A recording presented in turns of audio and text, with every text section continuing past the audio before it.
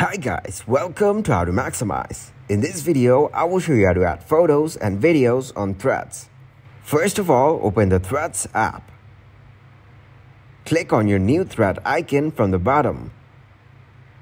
Then click on the attachment icon, for which you have to allow access to your phone. So click on Settings. Then from the settings, tap on Photos. Select the All Photos option. Then go back to the Thread app. Click on the new thread. Tap on Attachment. Now you can select up to 10 items from Photos. Select a photo, then click to Add. After that, click to post the photo.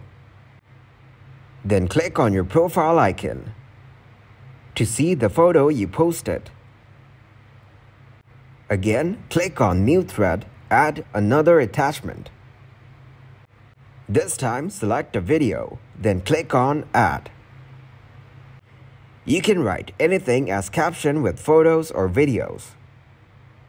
For example, enjoying ride.